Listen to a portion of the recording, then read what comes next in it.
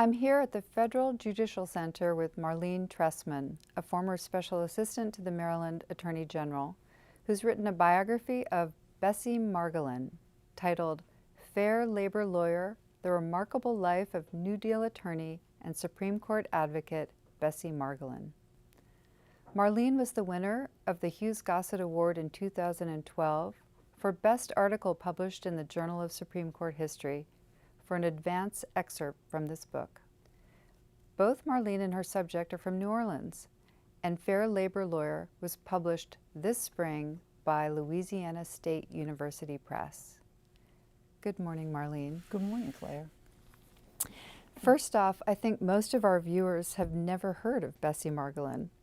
Can you give a quick explanation of who she was and why we should care about her?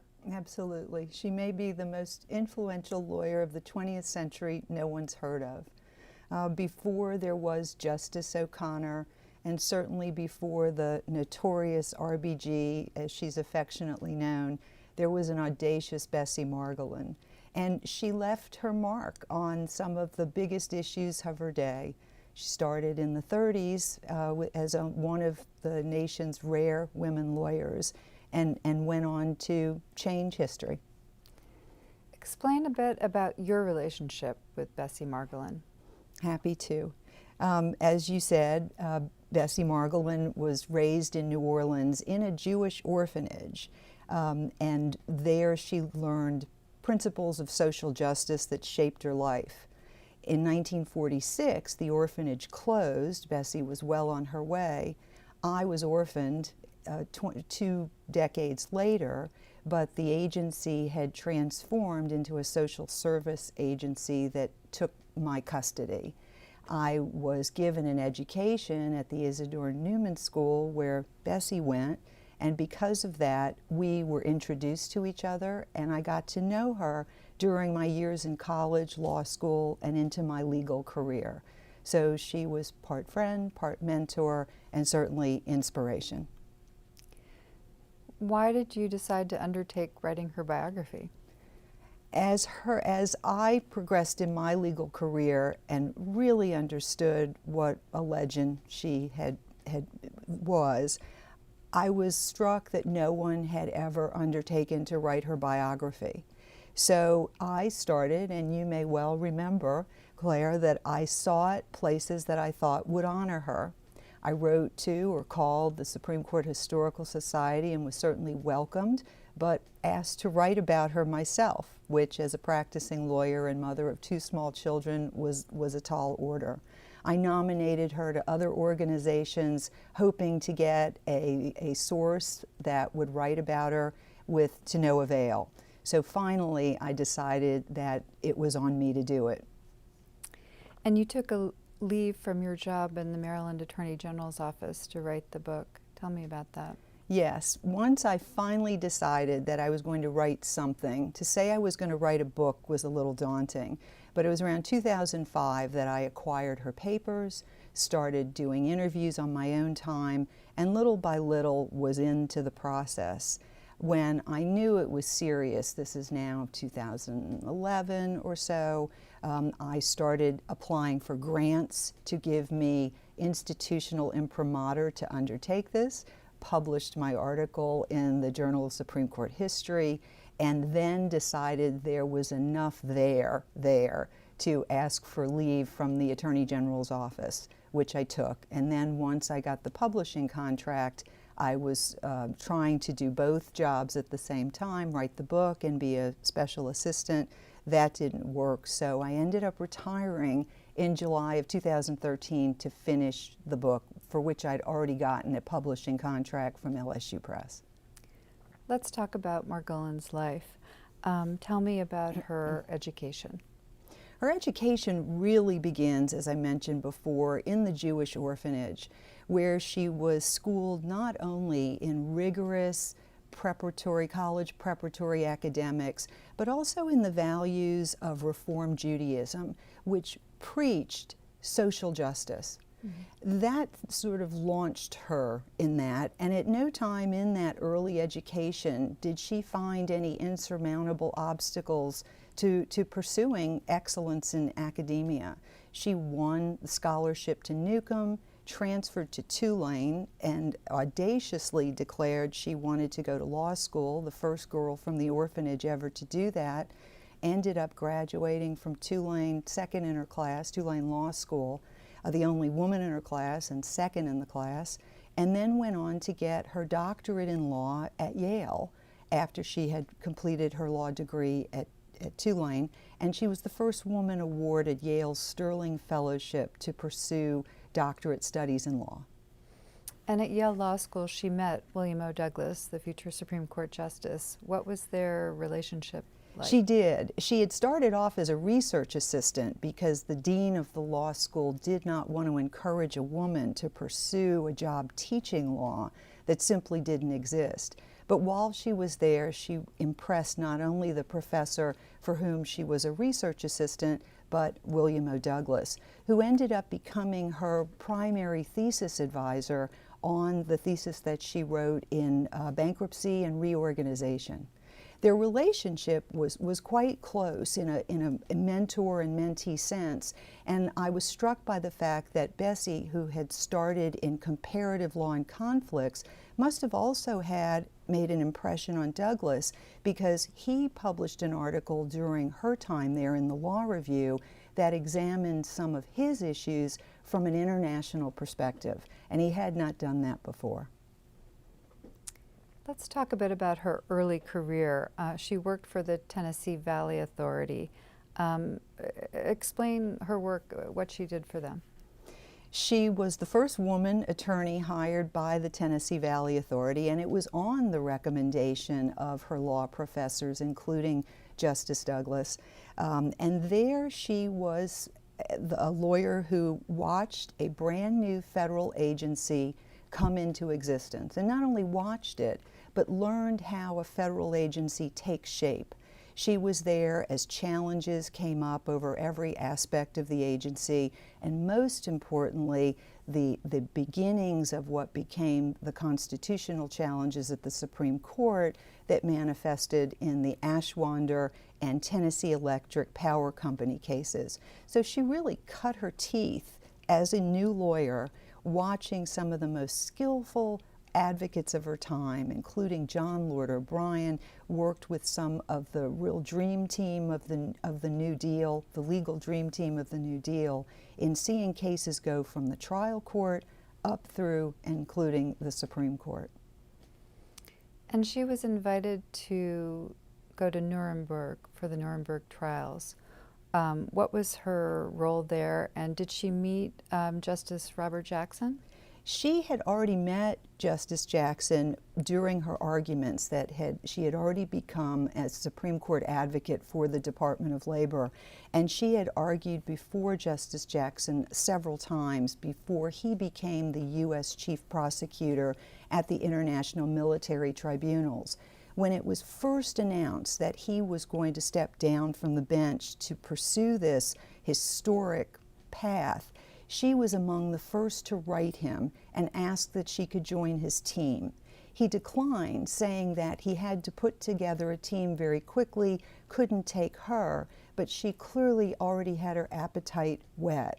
When it was time for the subsequent proceedings, the more than 200 trials of second-tier Nazis that came after the International Military Tribunal, Bessie was tasked to draft the rules that established those trials. So she was actually in Nuremberg in the courtroom as Justice Jackson delivered the closing arguments for his trial.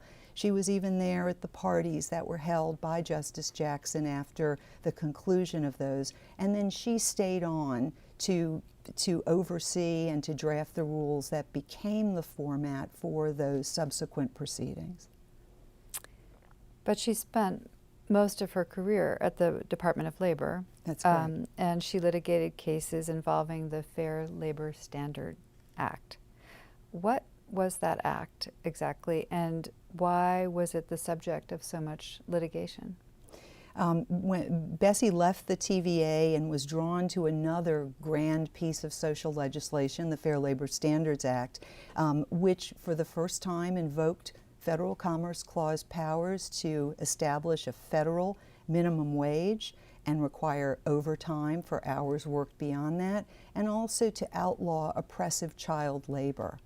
The reason that Bessie was fortunate to have such a slate of cases that were going to the Supreme Court or could go is because Congress did not impose within the Fair Labor Standards Act an administrative review process for the bulk of its cases. So all of the terms of the law were subject to dispute, and much to Justice Frankfurter's chagrin, which he often directed at Bessie Margolin, Congress had not settled many of the issues it left to the court to interpret.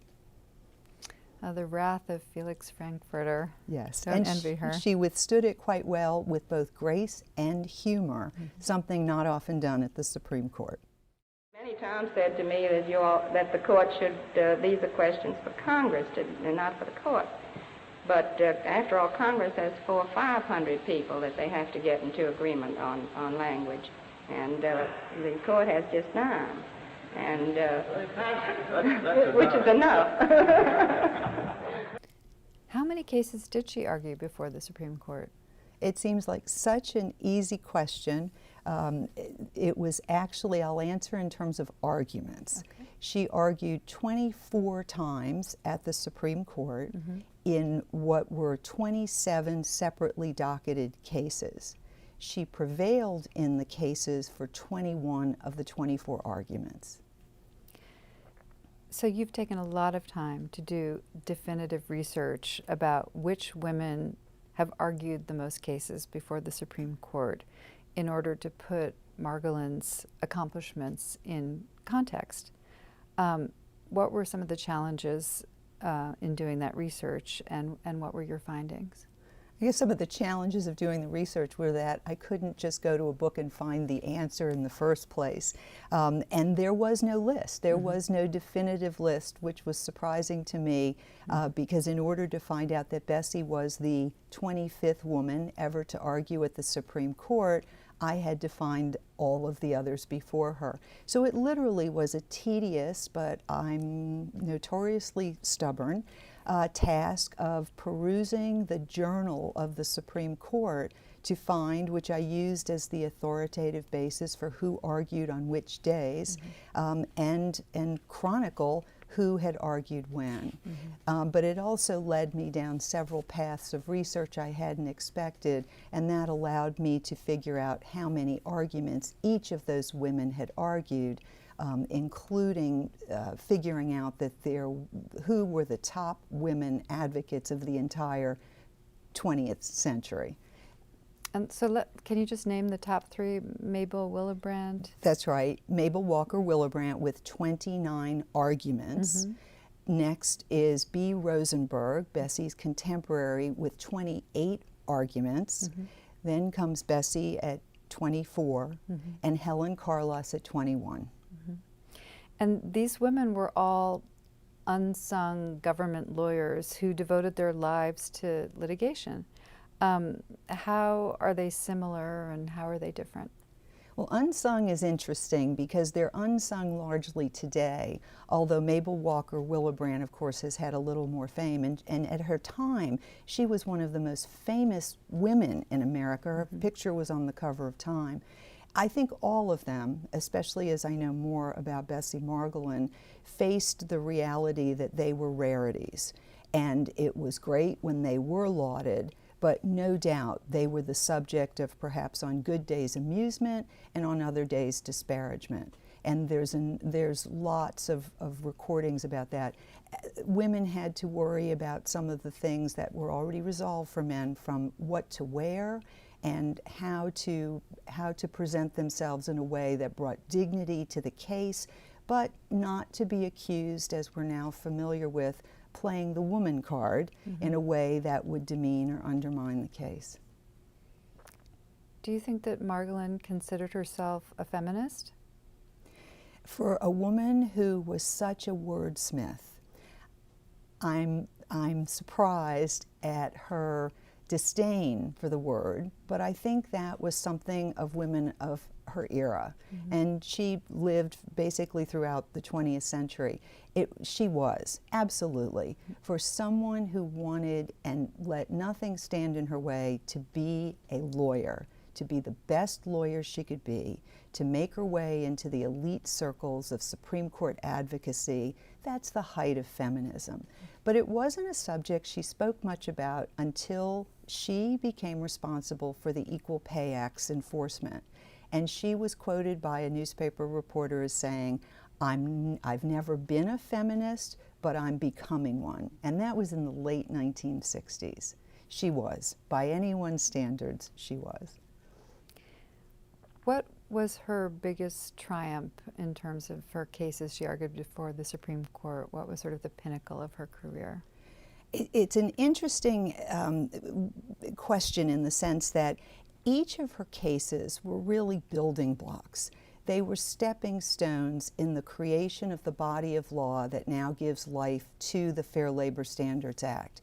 So the triumph, the big triumph really was that she became the encyclopedic master of the Supreme Court litigation involving the Fair Labor Standards Act. Her cases ran the gamut from terms involving coverage, which employees were covered, which employers or employees were exempt, but she was also very proud of the cases that enhanced the enforcement tools and the mechanisms for injunction and back pay.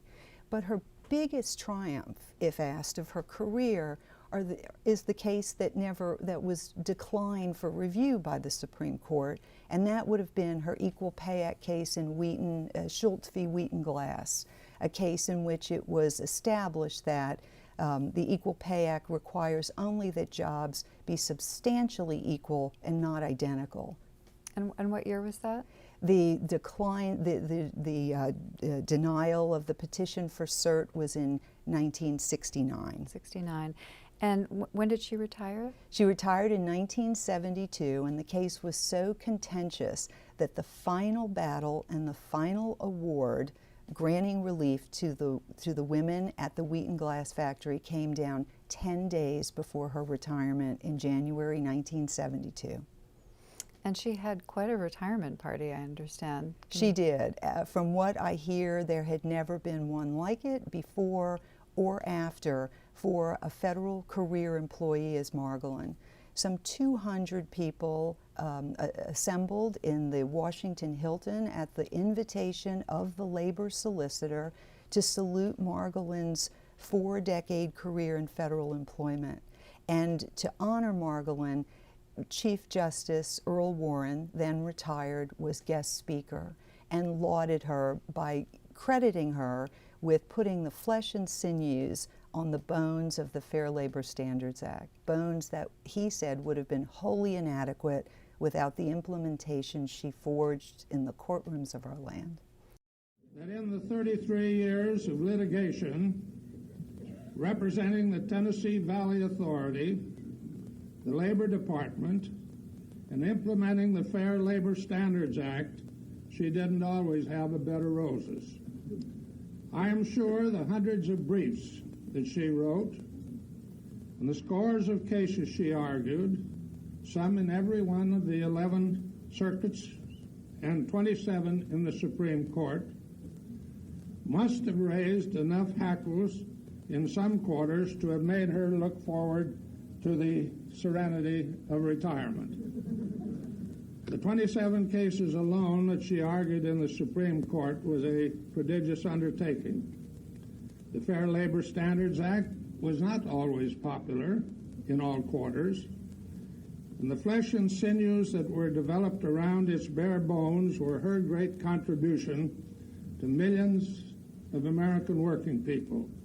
You use those exact words, Those flesh words. and sinews on the bones. That's lovely. That's correct. So Margolin never married. That's correct. What can you tell us about her personal life?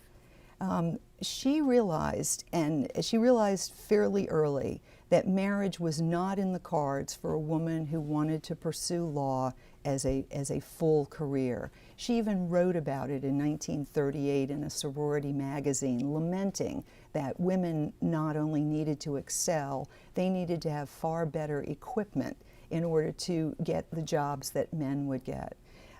But she was quite social. She had a very strong circle of friends, some of whom went back to her days at the New Deal.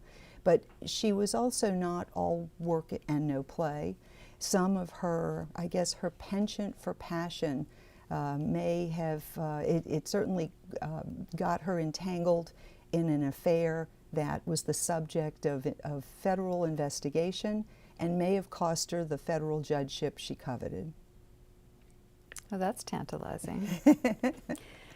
My last question to you is, did your relationship with Margolin affect your writing? Did it make it more difficult to be impartial, or did it help you to give you some personal insight into her character, having known her? I knew that I had to be careful not to have the biography turn into hagiography. But as I learned more about her from interviews, from archival resources, from the few papers she left, there were enough crumbs to make the full picture. As I say in the book, she was not a perfect orator. There were lots of things in her life that certainly I think I was fair in calling them as they were. But on the other hand, having known her, I was able to at least put my own personal evaluation on other information I had, but being careful never to have it overshadow the evidence as I found it. Marlene, thank you so much for talking with me today, and thank you for giving Bessie Margolin her due with this wonderful biography. Thank you, Claire, and thank you for all the help and support you've given to me.